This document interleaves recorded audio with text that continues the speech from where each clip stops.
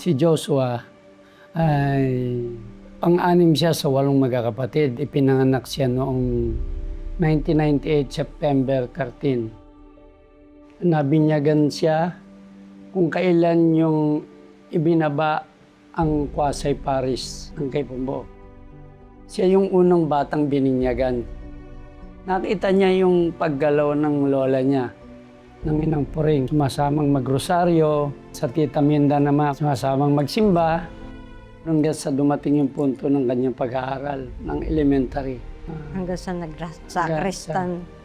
Elementary, nagsakristan na siya. Yun na naging niya sa tutok yan na talagang pag nagpunta ng umaga sa simbahan bilang sakristan, si Father Roman, yung inom niya kasi si Father Roman.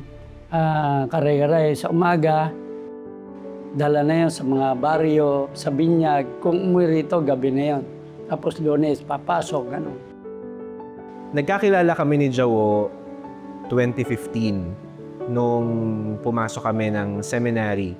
So almost 11 years no, na kaming magkakilala. Pagkakakilala namin sa bawat isa ay parang magkakapatid. Kasi yun ang turingan namin sa loob ng seminary. Lalo na si Jawo. Kasi PY pa lang kami, yung orientation year, magkasama na kami. Paano magkasama? Ramos sa Korea siya. So kaming dalawa lagi ang magkatabi sa upuan. Kaya alam ko rin yung naging journey ni Jawo mula noong PY siya. So si Brother Joshua actually ay nakasama ko lang sa Theology Department for a year. Kaya kami naging magkaibigan dahil nagkasama kami sa tinatawag na agapayan. So magkalapit lang yung aming kwarto at usually yun yung mga nagkakaroon ng more times for bonding. On ay nakikita ko na napakatyaga sa pag-aaral. So isa rin yan sa dahilan kaya kami naging malapit sa isa't isa kasi nagpapatulong siya sa akin kapag mayroon siya mga hindi maunawaan dahil mas nagsisimula pa lang siya sa pag-aaral ng theology at that time. Tas ako naman ay pag-graduate na noon. Makikita mo yung interest sa kanya na mabasa yung mga kinakailangang basahin at unawain yung mga dapat pag-aralan. Actually, talagang nagkakilala lang talaga kaming dalawa, si Sacristan. Tapos doon na nabuo habang magkakasama sa training hanggang sa nagumpisa ng matulog-tulog dito sa simbahan. Talagang doon na lumalim. Lahat ng misa ng Sabado at Linggo kami yung magkakasama noong panahon ni Father Jimmy. Kaya nabubuo talaga bilang magkakapatid. Tahimik yan. Tahimik. Silent type yan. Basta palaro-laro, nakikipaglaro sa sa kapwa-bata. Sa mga kapatid. Ganun lang. Man yan, nakaupo lang na ganyan. Minsan nagbabasa, nanonood ng TV. Hindi ko na tikman na ipatawag sa guidance sa high school level. Tapos nung gagraduate na, sabi niya mag-e-exam daw siya sa seminaryo. Sigurado ka ba ako doon? Kaya mo ba? Kakayanin doon niya. Tahimik si Joshua, pero walang away ka na malalaman na pinasimulan ni Jawo. Kapag mayroon halimbawa asaran na nangyayari sa klase, isa yan sa mga dakilang tagapanggato. Isang word na madedescribe ko kay Father Joshua ay yung meekness. Bawat isang nagpapare sa seminaryo, goal ng bawat isa, yung meekness. Kasi sobrang hirap ma-achieve nun. Kahit anong gawin sa'yo. Masasabi ni Joshua na hindi siya ganun, pero kami na nakakakilala sa kanya bilang kaibigan, alam namin na meron siyang ganong quality. Ang word na ma-describe ko sa kanya ay gentle. So sa pakikisalamuha ko sa kanya, nakita ko yung kanyang gentleness. At gayon din sa pamamaraan niya ng pakikisalamuha sa ibang tao.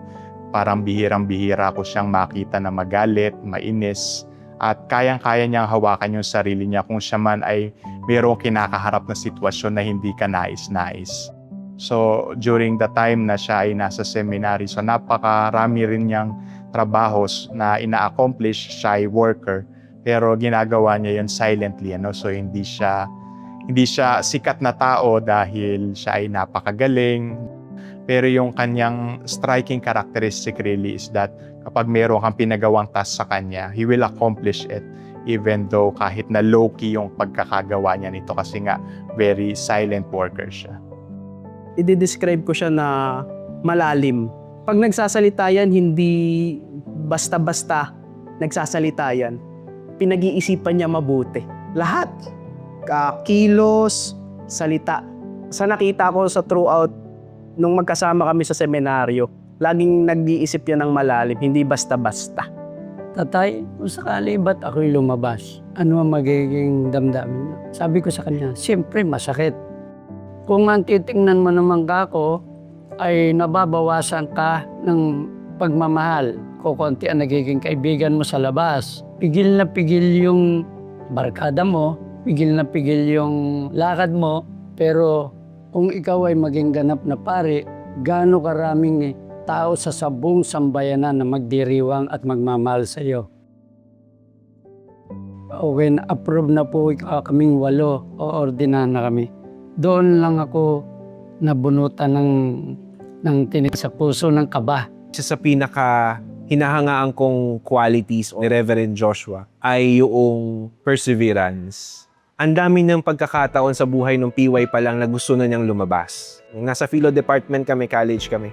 Doon kasi bugbugan ng academics. At aminado rin naman si Joshua, isa yun sa pinaka-weakest point niya, yung academics. Pero dahil sa kasigasigan niya at doon sa kanyang willingness na matuto sa isang bagay at yung eagerness ng matuto sa isang bagay, nakakapasa siya doon sa mga examinations. Siguro isa sa pinaka naging pundasyon niya para maging masigasig at masipag talaga yung kakayahan niyang makapagdasal ng totoo. There are moments na i-consulted me na pari na ako noon na parang nandun na siya sa brink na gusto niyang sumuko. But that's still, as friends, we try to navigate kung paano pa rin magpapatuloy sa buhay sa seminaryo. At ngayon, napari na siya sa kabila ng lahat ng challenges na kanya hinarap. At ang pinakamaganda dyan, nung pumasa siya ng seminaryo, yun yung naalala namin, lagi namin pinag-uusapan.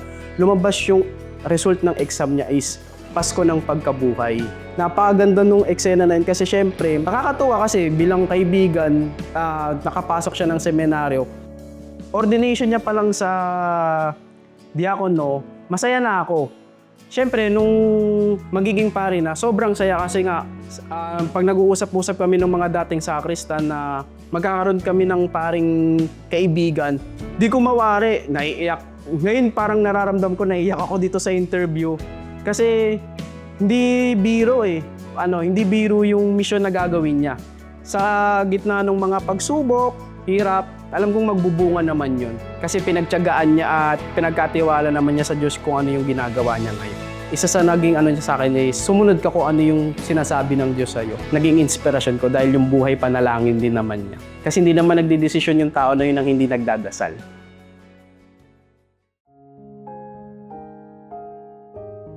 Patuloy na panalangin sa pagmimisyon mo bilang pari. Marami kang makukuwang magagandang komento, marami kang makukuwang hindi magagandang balita, pero sa gitna naman yan, alam kong pinagkaloob sa iyo ng Diyos yan. Magkaiba man yung tinatahak natin ngayong bukasyon, lagi mong tatandaan kahit pari ka na, hindi kita makakalimutan sa panalangin ko kasi may kailangan pa ako sa iyo pag naging pari ka na. Ikaw magkakasal sa akin eh.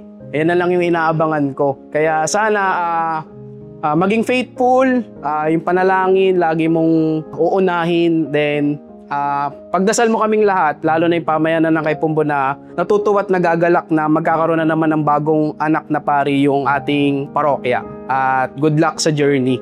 Una, isa ako sa mga taong masaya dahil siya ay naging isang ganap na pari sa pagkakataong ito at sana ang panalangin ko ay maging tapat siya sa buhay na ito. Kasi one thing naman yung success na naabot niya yung kanyang pangarap, pero another thing pa uli yung pananatili na maging tapat sa inabot niyang pangarap na ito. Kasi hindi ito kagaya ng ibang trabaho na mag-apply ka, matanggap ka, masaya ka. And after a while na pakiramdam mo, hindi ka na masaya sa trabaho na ito, pwede ka nang humanap ng ibang job na madali ang mag-transition. Pero sa aming mga pare, parang hindi ganoon kadaling tingnan kapag biglang isang pare after so many years of formation, bigla na lang aalis. So hindi naman ganoon ang sitwasyon namin. Kaya ang panalangin ko sa kanya, simula sa mga unang araw na ito na siya'y pare hanggang sa oras ng kanyang kamatayan, ay mapagsumikapan niya na maging tapat sa bukasyon na aming niyayakap. Wag na wag siyang makakalimot sa pananalangin. Bilang isang pare, mahirap man yung pinagdaanan sa seminaryo bago maging pare, pero ang pinakamahirap ay yung maging pare at magpakapare. Dahil sa totoo lang, kung ano yung mga tukso, or pagsubok na pinagdaanan namin bilang mga seminarista noon, wala pa yung sakaling kina na pagdadaanan niya bilang isang pari. Wala siyang pwedeng maging sandata o anumang panangga na makakatulong sa kanya sa pagkapari niya, kundi yung pananalangin. Kasi yun yung lifeline ng bawat isang pari para lagi mo makausap yung nag-iisang nagbigay sa'yo ng pagkapari, para laging maging konektado sa Panginoon. At wish ko rin para kay Father Joshua, sana ma-achieve din niya yung isa sa mga goal niya. Kasi alam kong seminarista pa lang, gustong-gusto niyang maging exorcist. At alam kong isang special quality yon para sa kanya. Congratulations, Father Joshua! And asahan mo rin ang aming mga panalangin. Bukod doon, syempre, wag niyo rin kaming kalilimutang mga kaklase nila. Bagamat meron na kami kanya-kanyang buhay, may kanya-kanya na kaming landas sa tinataha, wag din sana kaming makalimutan na ipagdasal. Congratulations, Jowo. Alam mo na hindi naging madali o hindi madali ang pinagdaanan natin sa buhay. Subalit, naniniwala ako na para sa'yo talaga ito. Anuman at anuman ang pagdaanan mo sa pinili mong ministeryo, lagi mong pakatatandaan, nakasuporta kaming mga kapatid mo, kasama si nanay, si tatay, si Jade mo, para sa'yo. Lagi mong tatandaan, Kuya is proud of you. Hi Joshua, congratulations. Sobrang nakakatuwa at nakaka-proud ang mga achievements mo yan. Pagpatuloy mo lang yan, lagi mong tatandaan, nandito lang si Dico Rael para sumuporta sa iyo. Congratulations, Tito Jowo! Masaya ang buong pamilya sa bukasyong iyong tinatahak. We love you! Congratulations, Ninang Jowo! May God continue to bless and guide you as you embark on this special journey of spreading His love and grace to all those you serve. Wishing all the best as you begin this new chapter in your life. Congratulations, Jowo! Kapatid, eto na yon, yung araw na pinakahihintay naming lahat ng mga sumusuporta at nagmamahal sa'yo. Saksi kaming lahat sa pagsusumikap mo para maabot mo ang bukasyon na tinatahak mo ngayon. Hindi lang kami nakasama mo ngayong araw na to, yung sobrang proud sa'yo. Alam ko na sobrang proud rin si Mami Minda natin. Kasi, eto na, graduate ka na. Hindi man niya nahintay yung araw na to, pero alam ko na sobrang saya niya kasi, eto na, graduate ka na.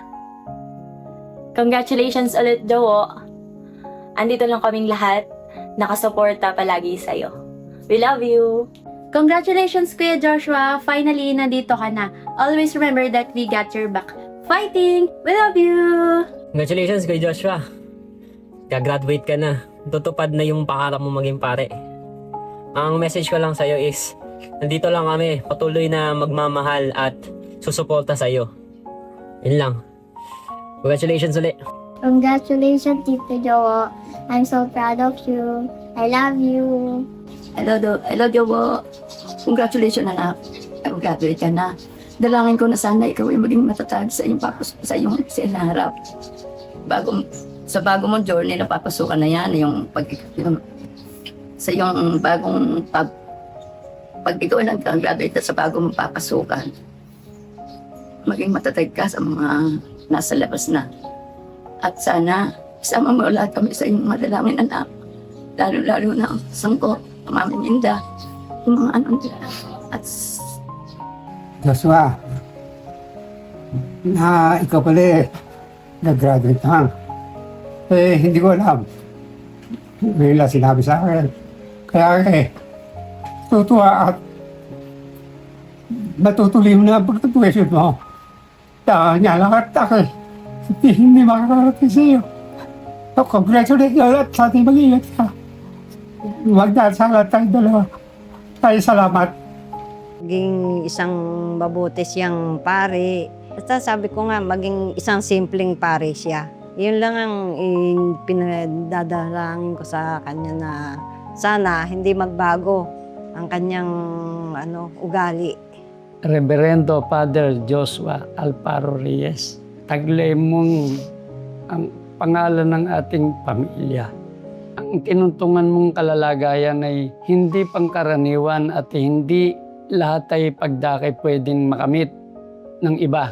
At alam ko kung gaano kahirap ang pinagdaanan mo. Sana sa landas na iyan, kung dumating yung punto na di na tayo magkasama, sana maalala mo na merong magulang na sumuporta sa iyo at ikaw ay magiging isang ama ng sambayanan. Kung paano mo nakita ang ginawang pagsuporta ko sa iyo at sa inyong magkakapatid, gawin mo naman sa iyong mga sambayan ng gagalawan para makita yung pagiging ikaw ay ama ng pananampalatayang nandirito sa lupa upang kumatawang kay Kristong ating Panginoon.